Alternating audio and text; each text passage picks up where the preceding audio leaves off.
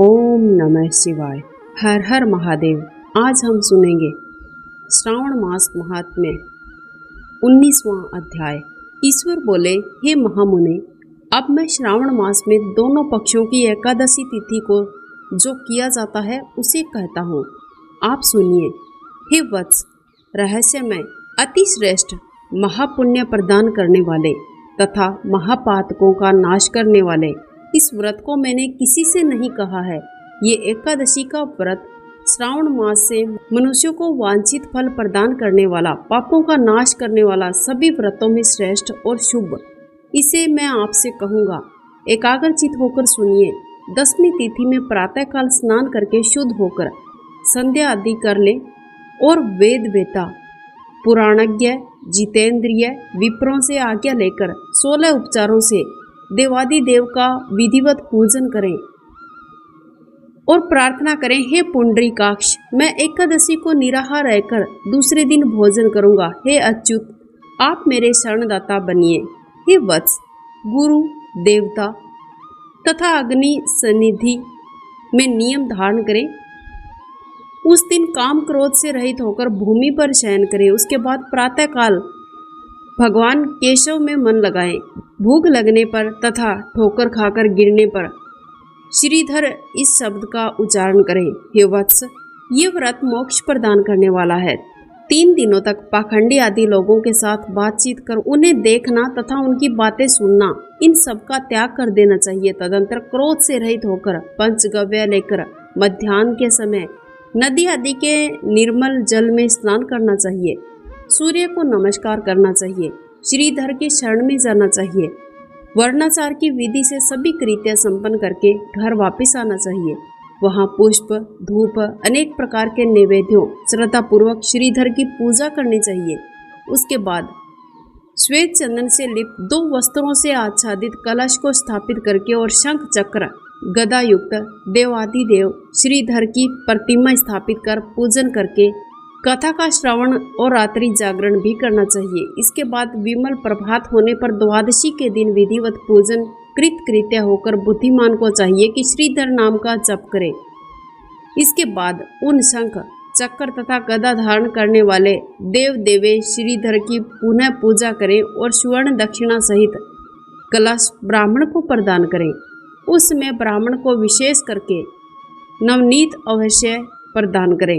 इस प्रकार प्रार्थना करें, श्रीधर, आज आप मुझ पर प्रसन्न हो और मुझे अति उत्तम लक्ष्मी प्रदान करें। हे मुनि श्रेष्ठ, इस प्रकार उच्चारण करके जगत गुरु श्रीधर से प्रार्थना करके श्रेष्ठ ब्राह्मणों को भोजन कराकर सामर्थ्य अनुसार दक्षिणा देनी चाहिए। उसके बाद सेवकों आदि को भोजन कराकर गायों को हरा चारा डालना चाहिए। इसके बाद मित्र, बंधु और बांधुओं सहित स्वयं भी भोजन करना चाहिए।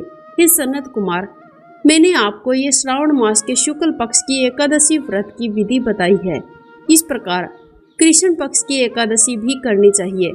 दोनों व्रतों में अनुष्ठान समान है, केवल देवताओं के नाम भिन्न हैं। जनार्दन, मुझ पर प्रसन्न हो, ये वाक्य बोलना चाहिए। शुक्ल एकादशी के देवता श्रीधर है और कृष्ण एकादशी के देवता जनार्दन है। हे सनत कुमार, ये मैंने आपसे दोनों एकादशियों का व्रत वर्णन कह दिया है। इस प्रकार एकादशी व्रत के समान पुण्य व्रत न तो कभी हुआ और ना ही होगा।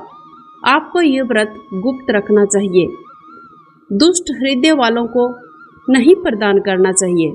ईश्वर बोले, हे सनत कुमार, अब मैं द्वादशी तिथि में होने वाले श्रीहरि के पवित्रारोपण व्रत को कहूँगा।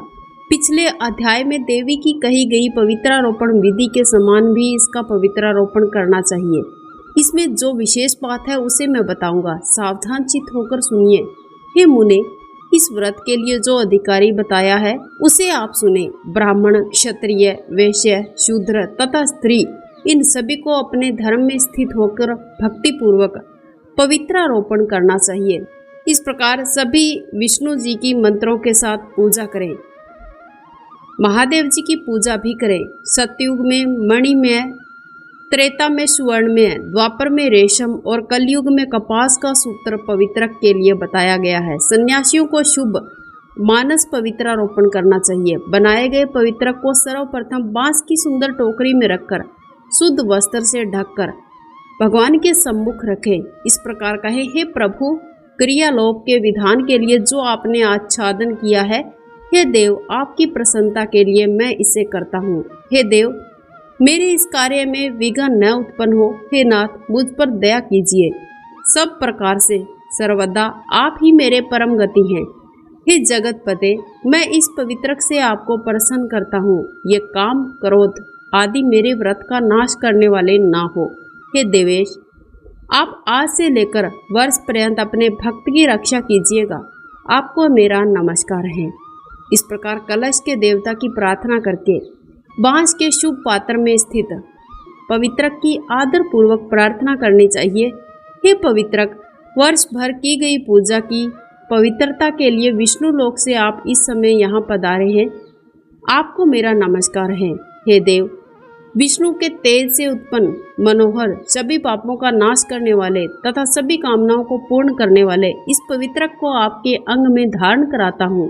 हे देवेश, हे पूर्णा पुरुषोत्तम, आप मेरे द्वारा आमंत्रित हैं, अतः आप मेरे समीप पधारें। मैं आपका पूजन करूँगा। आपको मेरा नमस्कार है। मैं प्रातःकाल आपको ये पवित्रक निवेदन करूँगा। उसके बाद पुष्पांजलि देकर रात्रि में जागरण करना चाहिए। एकादशी के दिन अतिवासन करके द्वादशी के दिन प्रातःकाल पूजन करें। पुनः हाथ में गदा, दूर्वा और अक्षत के साथ पवित्रक लेकर ऐसा कहें, हे देव, आपको नमस्कार है। इस पवित्रक को पवित्रीकरण हेतु आप ग्रहण कीजिए।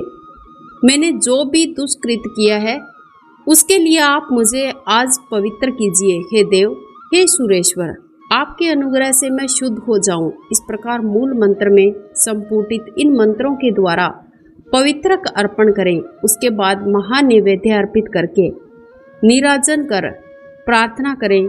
मूल मंत्र घी सहित खीर का अग्नि में हवन करें। इसके बाद इस मंत्र से पवित्रक का विसर्जन करें और इस प्रकार बोले, हे पवित्रक, वर्ष भर की गई मेरी यह शुभ पूजा आप पूर्ण करें। आप विसर्जित होकर विष्णु लोक को प्रस्थान करें। इसके बाद पवित्रक को उतारकर ब्राह्मण को प्रदान कर दें और जल विसर्जित कर दें। हे वत्स, मैंने आपसे श्रीहरि के इस पवित्रारोपण का वर्णन कह दिया है। इसे करने वाला इस लोक में सुख भोग कर अंत में वैकुंठ को प्राप्त होता है। इसी प्रकार श्री स्कंद पुराण के अंतर्गत ईश्वर सनत कुमार संवाद में श्रावण मास महात्म्य, उभय काशी व्रत नामक और द्वादशी में विष्णु पवित्रारोपण कथन नामक 19वां अध्याय पूर्ण हुआ। ओम नमः शिवाय। हर हर महादेव।